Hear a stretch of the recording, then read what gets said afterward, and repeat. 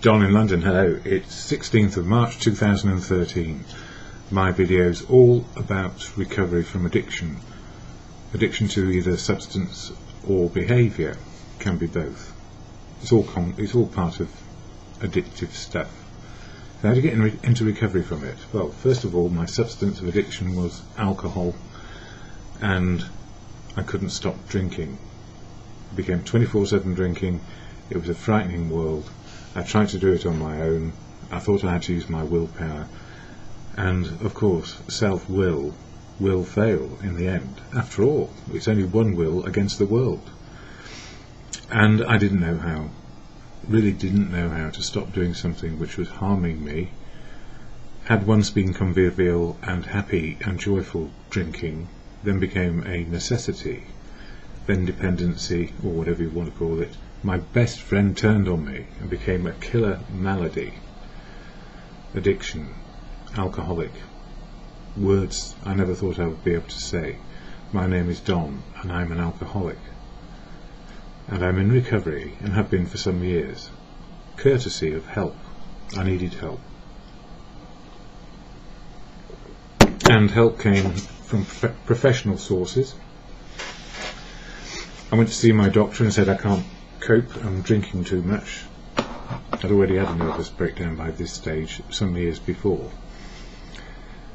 and it wasn't too friendly. But then I was referred to a psychiatrist who was more friendly in terms of understanding a little bit more about addiction than my GP did. He thought it was a character defect that I couldn't stop.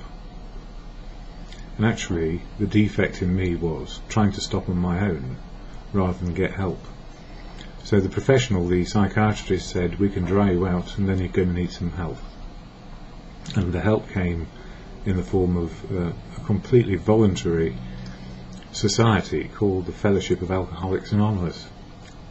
Alcoholics Anonymous, a fellowship, a society, nothing else. Only works one day at a time, but it's full of people who stay sober continuously one day at a time, and I am one of them. So what works in fellowship is many people speaking, and it's not just me. So if you are in fellowship, you know full well I don't speak for you, and if you're not in fellowship, I'm only one voice of tens of thousands, and you'll find them out on the internet, on social media sites. The grassroots, and where the root of recovery is for me, is always in face-to-face fellowship meetings, where I can be part of something far bigger than me, the wisdom of how to be sober one day at a time. So I share about how AA helps me on my videos. I don't represent AA, nobody does, and it doesn't have leaders. We are all trusted servants, equal in our ability to influence and share a voice in recovery. So I'm going to share the AA preamble, shared at every meeting, and then some of my thoughts and feelings about one of the steps of the 12-step program. And in March I talk about how we get to understand a higher power in our lives, being helpful. So first, the AA preamble. Alcoholics Anonymous is a fellowship of men and women who share their experience, strength and hope with each other, that they may solve their common problem and help others to recover from alcoholism. The only requirement for membership is a desire to stop drinking. That's it. And that's tradition 3 of 12 traditions. The only requirement for membership is a desire to stop drinking. And I didn't have a desire to stop when I got to AA. I just didn't. But I thought I ought to be there to see if they could help, and I was very reluctant. So eventually I did get a desire to stop drinking, and I have stayed stopped for a while. There are no dues or fees for AA membership. We are self-supporting through our own contributions. So in other words, no outside forces influence what AA does. The fellowship is there for one thing, and I'll come on to that. AA is not allied with any sect, denomination, politics, organisation or institution, does not wish to engage in any controversy, neither endorses nor opposes any causes. Our primary purpose is to stay sober,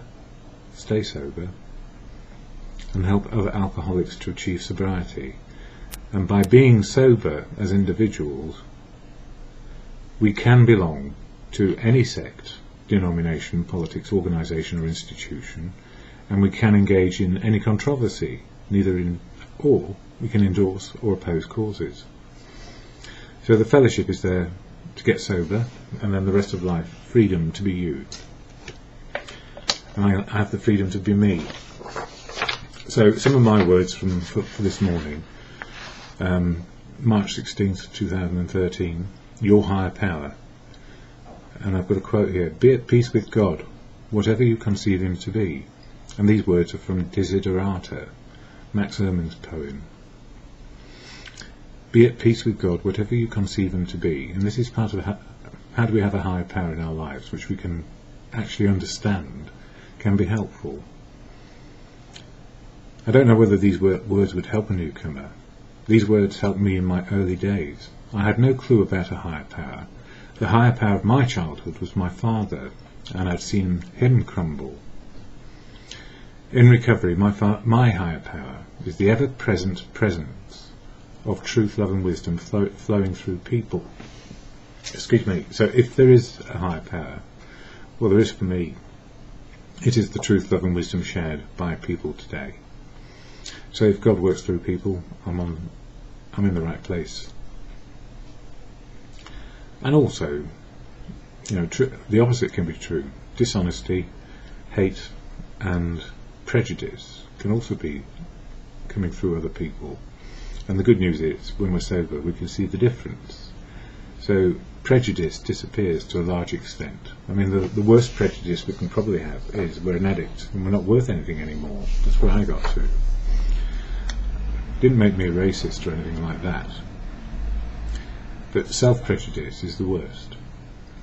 Pride, ego and fear used to keep me locked into the notion that I had to come up with the answers to life. Not just my life, your life as well. Not only in family situation, also in personal intimate relationships, and in career and in jobs. I did all those things over the years. I thought it was up to me to make it work, be perfect, keep on striving for it. When we are fighting a war with ourselves, or any war, the first casualty is said to be truth. I think Churchill said that, Winston Churchill. First casualty of war is truth. I felt like I was in a constant battle at the end of my drinking, making sure there was always enough to see me through another day, and hating myself for my weakness. I was full of grandiose notions, knowing the answers to the world's problems, and unable to resolve my own problems every single day. This was the old life, at the end when nothing worked, and I never wanted to wake up from whatever nightmare was running in my head.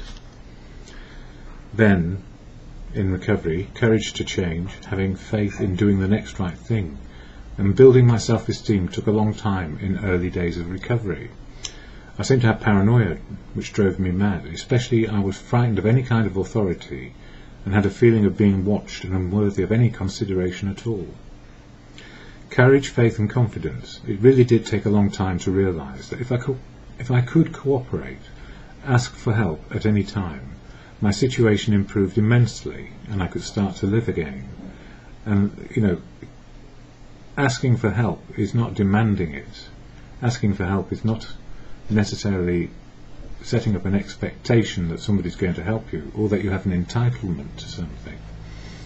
Each person makes a choice whether they're going to help us or not.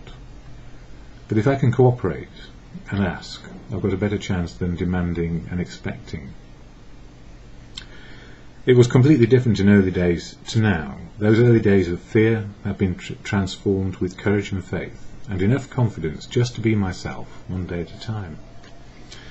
The higher power in all of this: people, places and things. Lots of people in lots of places with the ability to do things to help me was a revelation. The only person who had been against me all those years of battling was me, because I kept on fighting on my own and fighting myself. I realise now the last big career which burned me out proved to me that I could be really good at a job, which turned out to be the best and worst thing for me to do. Just because we can do something does not mean it is right to keep on doing it. The same applies to alcohol. If I had been able to work out the answer with common sense and gumption, I would not have declined and lost the plot completely. All part of my undoing of me. In recovery, it is very obvious that trying to do something myself is never always the answer. Never or always the answer. There is no battle in recovery. There is no war in recovery which takes away the truth. And then the truth prevails, and we can use our gumption and common sense and ask for help when we need it. The higher power, truth, love and wisdom growing by people helping and supporting others in good times and bad times, and mostly today. How do you access your higher power? Well, for me, accessing your higher power means you don't have to fight, you don't have to put on a brave face, and you don't have to do anything against your conscience. So often we believe to do that, we have to do that, battle and fight and go to war to prove that we are right, and whoever or whatever we are fighting is wrong. We don't have to be right. We need to know that what we can do and what we cannot do, and learn from that the wisdom of life. Can do, can't do, part of the serenity prayer. And we learn the wisdom, hopefully without doing any harm to others along the way. When I go to fellowship meetings, there is often a poster on the wall which says, "Live and let live." This is true. Within society, community and family, we can learn so much from so many when we listen to the diversity and wisdom around us today. So, rather than an attitude of "I know better than you," the person who points the finger that way outwards is also pointing three back at themselves when things are going wrong. Usually it's our attitude and what follows that makes life difficult for us, and it need not be so. Unless, of course, somebody really is imposing their will in a very unhelpful way. And then, of course, we get very angry. And then what to do? Well, we can only judge that as we go along. So there are no pre-formed answers to living. Or if you can't keep on doing the same thing over and over again, you'll go insane when it doesn't work. Part of accessing our higher power is having the humility to keep on learning and accepting that we can be baffled by simple experiences of life, which are new to us. I was baffled when I listened to the truth being told by others. They shared their truth about life and what happened to them, and I could see the similarities so close to my own experience of life, and how they moved forward helped me to do exactly the same thing. Simply to move forward with humility, and then next with gratitude. And if ever you are a Roman scholar, the word gratitude is something that the Romans used to say pretty much at the end of everything. When you watch TV documentaries or some salacious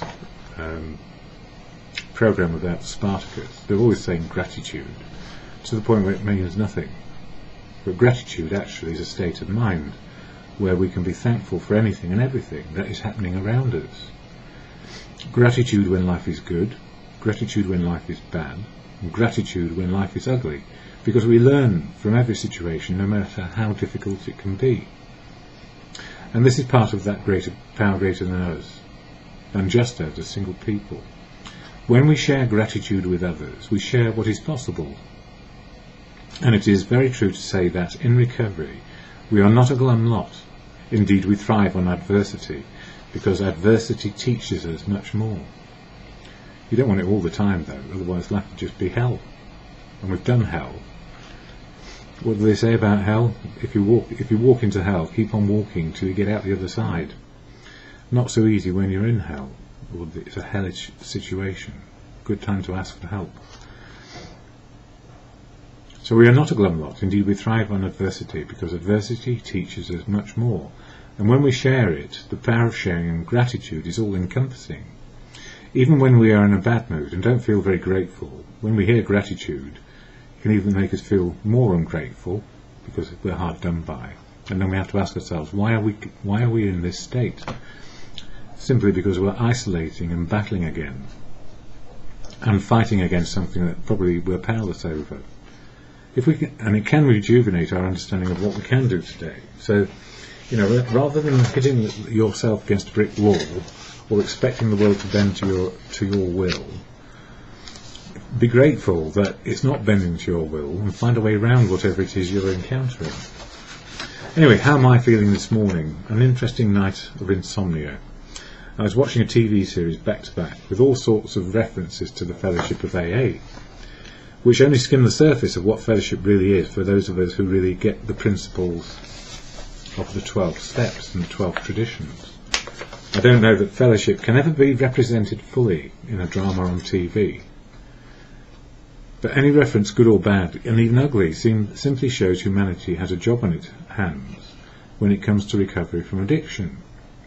And whatever way recovery is portrayed through drama or documentary, if you're not an addict, either it's very clear because of the wisdom you have about addiction, or it is incomprehensible because addiction makes no sense to the average normal human being living one day at a time. It is insane. So for